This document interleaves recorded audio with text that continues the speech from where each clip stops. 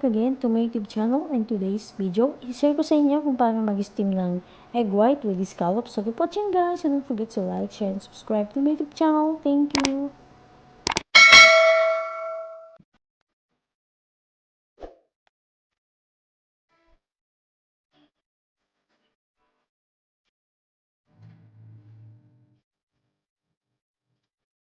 So first guys, kailangan natin ng rice scallop. Nilagyan ko lang yung tubig guys. Then ilalagay ko lang yan sa steamer. I-steam ko lang siya ng 1 hour guys para lumambot.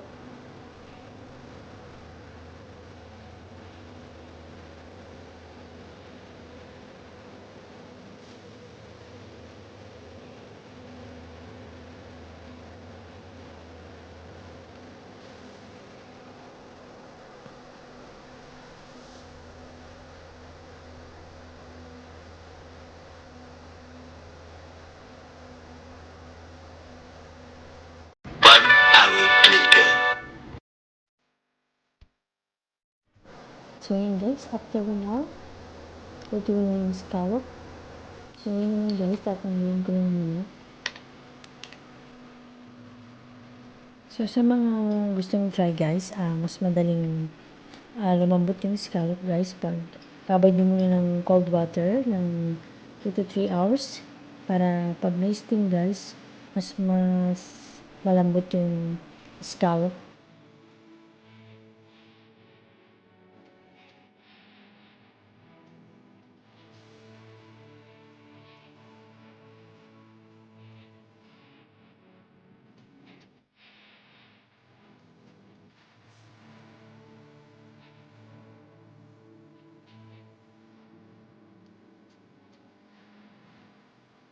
Bago ko ihalo yung egg sa scallop guys, so kailangan ko munang i-chop yung scallop.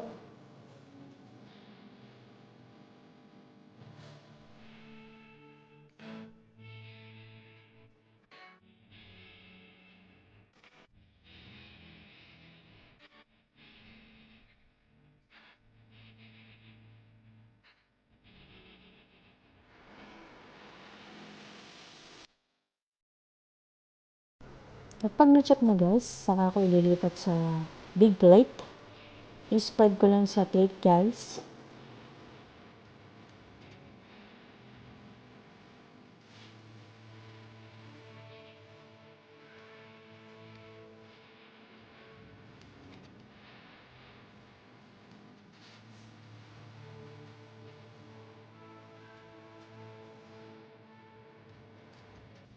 So next step guys, ilan natin ng 5 pieces of egg white.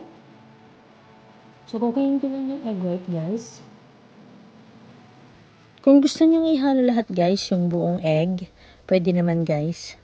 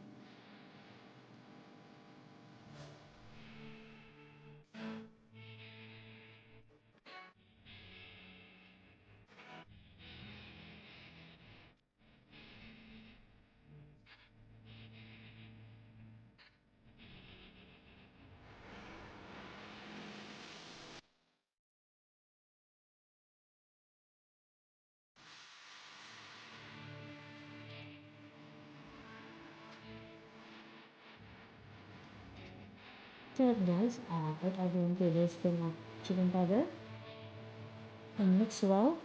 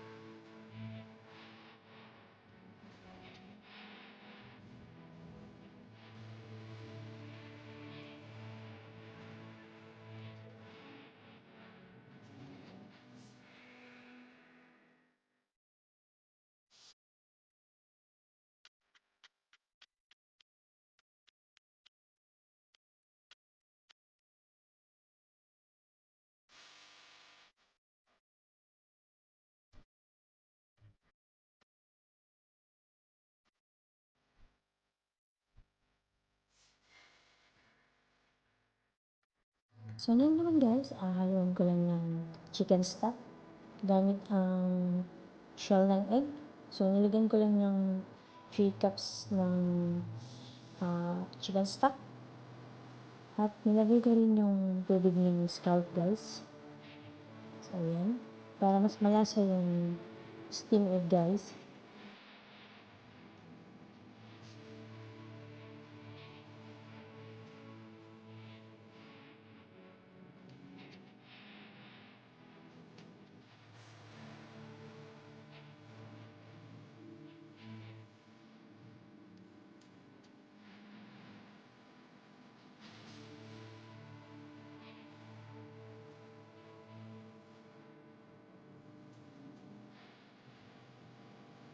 So ngayon naman guys, gamit tayo ng strainer bago natin ihalo sa scallop para hindi mabulay yung egg pag steam guys.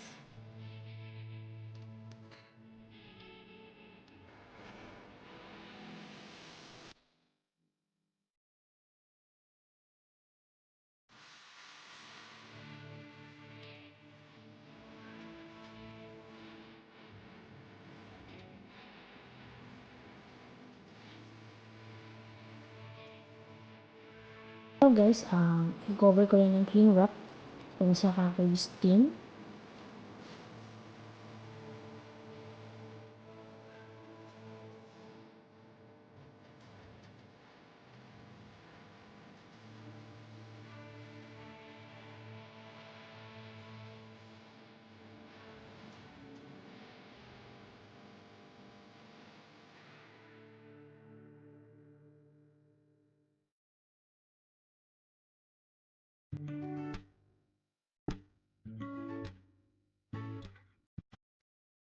After that guys, ngayon naman, mag-heat lang tayo ng steamer. Pag mainit na yung steamer guys, saka natin nililipat. Then, i-cover lang natin guys. Then, steam ko lang ng 10 minutes.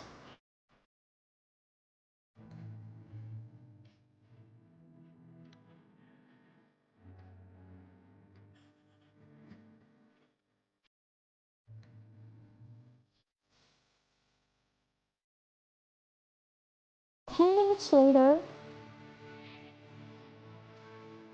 So, ayan na guys. After 10 minutes, check natin kung okay na.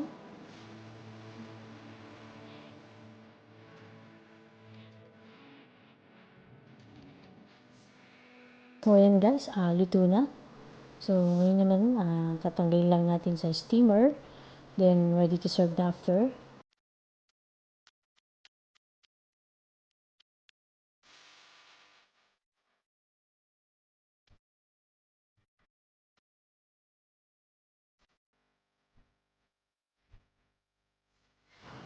Ang naman guys, tanggalin lang natin ng cling wrap.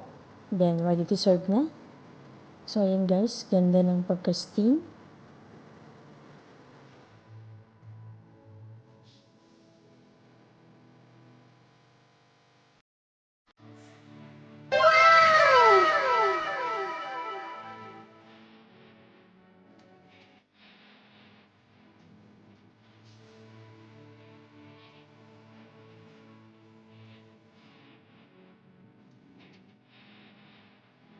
And that's all for this vlog guys. Thanks for watching. Please don't forget to like, comment, share, and subscribe to my YouTube channel.